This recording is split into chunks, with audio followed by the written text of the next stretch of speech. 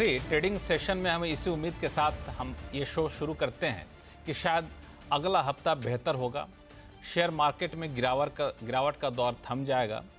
निवेशकों का जो पैसा कह सकते हैं डूब रहा है वो डूबना बंद हो जाएगा और निवेशकों को एक नई उम्मीद जगेगी। लेकिन हफ्ते के अंत आते आते तक हालात वहीं के वहीं रह जाते हैं।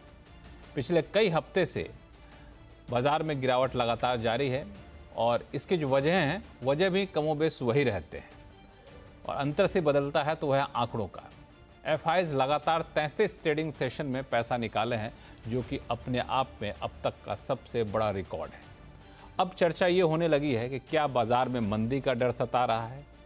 हर कोई जानना चाहता है कि पैसा अब लगाएं कि ना लगाएं, कि अभी रुकें थोड़ी देर, लगाएं तो कहाँ लगाएं।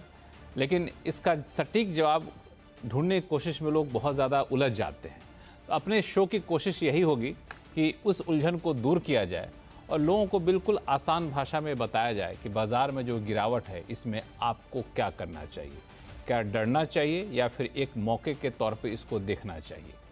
तो इस पे आज हम खास चर्चा करेंगे और हमारे साथ हैं CNBC आवाज़ के मैनेजिंग एडिटर अनु सिंघल हैं, साथ ही साथ अभय अग्रवाल साहब हैं, अभिषेक अग्रवाल साहब हैं और हमारे साथ जुड़ेंगे जसप्रीत सिंह अरोड़ा साहब। आप सभी मेहमानों का बहुत बहुत स्वागत है हमारे शो में।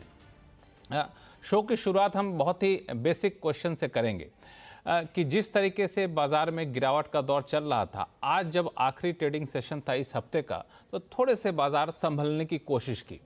तो जब लगातार गिरावट आ रही हो और संभलने की थोड़ी सी भी कोशिश दिखे तो डूबते को तिनके का सहारा कहते हैं, कुछ वैसा ही लोगों की उम्मीद जग जाती है। अनु सिंघल साहब, सबसे पहले आपके पास आऊँगा कि ये जो थोड़ी से बाज़ार ने संभलने की कोशिश की, इसका क्या ये मायने निकाला जाए कि गिरावट का जो बुरा दौर चल रहा था वो अब रुकने का नाम ले रहा है या फिर थोड़ा सा संभल जाएगा बाज़ार, यहाँ से बड़ी गिरावट शायद देखने को ना मिले? लक्ष्मण जी, मैं ये कहूँगा कि थोड़ी जल्दबाजी होगी ये कहना, क्योंकि मार्केट जिस लेवल पर है उस लेवल पर एक बार सपोर्ट आना बनता है। वो लेवल है 200 डे मूविंग एवरेज निफ्टी पर और बैंक निफ्टी पर भी उस लेवल से हम बस थोड़ा ही ऊपर हैं। ये कहना बहुत जल्दबाजी होगी। मार्केट में वैसे भी लक्ष्मण जी बॉटम ऐसे नहीं बनता कि बस मार्केट एकदम से गिरा और उसके बाद बस रिकवरी आ गई वापस। वहाँ पर टाइम लगता है मार्केट में रिकवरी आने में। और वैसे भी इस बार जो गिरावट आई है ना लक्ष्मण जी, वो थोड़ी सी फंडामेंटल कारणों पर आई है और हमारे खुद के कारणों पर आई है। अब तक हमारी मार्केट में जब भी करेक्शन आती थी वो ग्लोबल कारणों से आती थी, जियोपॉलिटिक्स की वजह से आती थी। ये पहली करेक्शन है जो हमारे खुद के कारणों से आई है। हमारे यहाँ पे जो स्लो डाउन हुआ है, हमारे यहाँ पे जो अर्निंग्स का रिस्क आया है और हमारे यहाँ पर जो FII सेलिंग हुई है, ये उस वजह से आया है। तो सिर्फ एक दिन का प्राइस बिहेवियर देखकर ये कहना कि शायद हम कुछ हद तक काफ़ी करीब हैं बॉटम के, आई थिंक थोड़ी जल्दबाजी होगी। जसप्रीत जी, जैसा कि अनुज ने कहा भी कि अभी कहना थोड़ी सी जल्दबाजी होगी, आप लोगों का आकलन क्या कहता है कि किस लेवल पे बाज़ार आ जाए तो अब लोग थोड़ा सा पैसा लगाने की तरह सोचना शुरू कर देंगे या फिर लोग ये मान बैठे कि अब बाज़ार में इससे ज़्यादा गिरावट नहीं आएगी? आप लोगों ने कुछ एक लेवल सोच रखा है? लेवल्स की बात करें तो निफ्टी अगर देखें, बॉल पार्क अपने हाई से 10% के आसपास गिर चुका है। मिड कैप स्मॉल कैप भी अराउंड सेम है, 11% from the last 52 week high.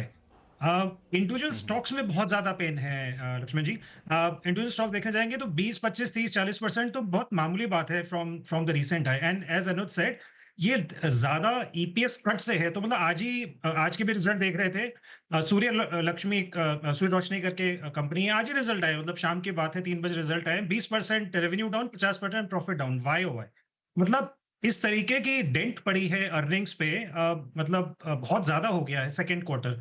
उसके रीजन बहुत सारे हैं, but I would say as Anuj said, number 1 earnings, number 2 थोड़ा फ्लोज जो हुए हैं, चाहे वो FIs की तरफ से सेलिंग हुई है, DIs की तरफ से थोड़ा सा कम हुआ है, एंड नंबर 3 सेंटिमेंट जो लार्जली न्यूट्रल है। तो आई थिंक अर्निंग्स रिलेटेड बहुत बड़ा डेंट है।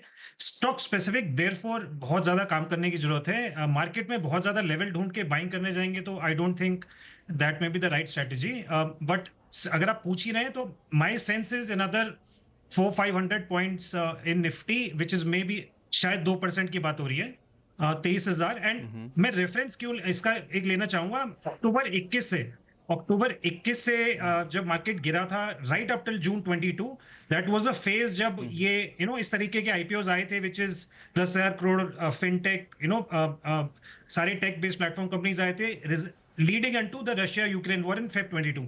तो वो पूरा दौर जो है वो इस तरफ थोड़ा थोड़ा सा मिलता नजर आ रहा है। उस समय 15% मार्केट गिरी थी, अभी 10% गिरी है, but then we had a major event. Then आज उतना बड़ा इवेंट नहीं है, तो मुझे लगता है 10-11% बहुत हो गया। आप बहुत स्ट्रेच करेंगे तो another 2%, but I think this is the time to buy. No reason for long term investors की और बहुत ज्यादा इसमें गिरावट देखिए। अभिषेक अग्रवाल साहब, आप भी सहमत हैं इस लॉजिक से? क्योंकि अक्सर ये होता है कि लोग को लगता है गिर रहा है बाजार, थोड़ा सा और गिरने दे, थोड़ा सा और गिरने दे, तब पैसा लगाएंगे, थोड़ा सा और गिरने दे, फिर अचानक से उठना शुरू होता है तो फिर रुकने का नाम नहीं लेता है। तो ऐसे बार कई बार निवेशक अपने आप को ठगा सा महसूस करते हैं।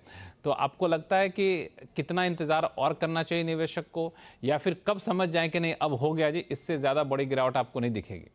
क्या पैमाना होता है? लक्ष्मण जी, मैं तो आपके शो पे कम से कम 5 से 6 बार पिछले 6 कंटिन्यूस टाइम से बोल चुका हूँ कि मार्केट जो है वो हेवी लग रहा है एंड हमें करेक्शन इस साल जरूर दिखेगा एंड हम वो विटनेस कर रहे हैं। So, मुझे नहीं लग रहा है ये बहुत जल्दी से कहीं पे भी रुकने वाला है। 2-3 फैक्टर्स मैं हाईलाइट करना चाहूंगा अदर देन व्हाट ऑलरेडी जो आप लोगों ने सबने कवर कर लिया। मार्केट की पीक इससे पहले अगर हम 2008 या 2020 के उस समय देखें तो आपको दिखेगा एक समय रिलायंस पावर आया था, फिर एक एलआईसी आई थी और अभी hyundai का आईपीओ आया। ये तीनों के तीनों जिस समय आए थे वो उस समय का सबसे बड़ी आईपीओ उस समय इंडिया की हिस्ट्री में था एंड उसके बाद आपने देखा होगा कि मार्केट एक तरफा करेक्शन ले गया। सो ये एक हमारी हिस्ट्री रही हुई है कि जब भी कोई इस तरह का बहुत बड़ा इवेंट होता है मार्केट वहीं पिक आउट कर जाता है। सो मुझे लग रहा है कि पहली बात जल्दी से हम उस लेवल पे जाने वाले हैं मुझे नहीं लगता। करेक्शन कितना देख सकते हैं, मेरा एस्टिमेट है कि टॉप से 15% या मतलब यहाँ से और 5% की निफ्टी पे मैं करेक्शन देख रहा हूँ और उसका extended loss mid and small cap में हम देख सकते हैं। और ये फाइनेंशियल ईयर जो है मुझे लग रहा है नेगेटिव क्लोजिंग निफ्टी देगी। कंटिन्यूसली एफआई की सेलिंग रुक नहीं रही है और चाइना हमारे से बेटर अट्रैक्टिव मार्केट अभी लग रहा है। आई थिंक तो फंडामेंटल्स भी हमारे डोमेस्टिक के प्ले कर रहे हैं। हमारे नेबर की वैल्यूएशन हमसे बहुत ज्यादा अट्रैक्टिव है तो कुछ पैसे वहां पे भी जा रहे हैं एंड कुछ तो वैल्यूएशन का फैक्टर है ही जो काफी समय से हम सभी कंसर्न थे। आई थिंक जो सारे फैक्टर को लेके लग रहा है एक बार थोड़ा रुकना चाहिए, जल्दबाजी नहीं करनी चाहिए। अगर आपने बहुत पहले से पोजीशन अपनी बना रखी थी, आप 1-2-3-4 साल से इन्वेस्ट कर रहे हैं तो अभी भी आप अच्छे खासे मुनाफे पे होंगे, तो वहां पर उसे रिटेन करिए। बट नए निवेशक या नई इन्वेस्टमेंट अगर आपको करनी है तो थोड़ा रुकना चाहिए। हालांकि आईपीओ का जो आपने जिक्र किया अभिषेक जी, इससे मैं थोड़ा समझना चाहूँगा आपसे कि कोई बड़ा आईपीओ आता है तो बाजार में इस तरह की बड़ी गिरावट से उसका क्या संबंध होता है? हालांकि ऐतिहासिक तथ्य है कि जब भी कोई बड़ा आईपीओ आता है, सबसे बड़े आईपीओ के आप देख लें तो उसके लिस्टिंग गेन बहुत ज़्यादा नहीं होते हैं, वो तो आईपीओ इंडिविजुअल का होता है। लेकिन बड़े आईपीओ का इस बाजार में बड़ी गिरावट से कोई डायरेक्ट रिलेशन होता है क्या?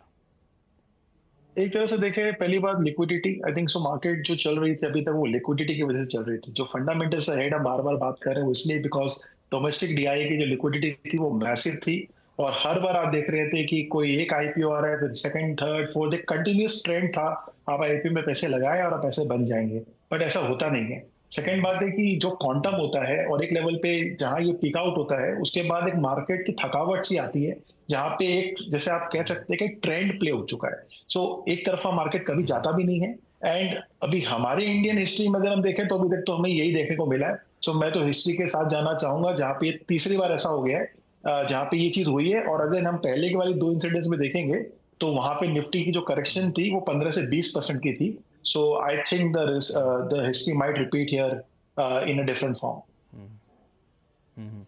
अभय अग्रवाल साहब, एक आम सहमति यहाँ बन के दिख रही है कि बाजार में अभी भी गिरावट जारी रह सकती है। जो नए निवेशक हैं थोड़े से दिन और इंतज़ार कर लें। जब 2 लोग 3 लोग सहमत है तो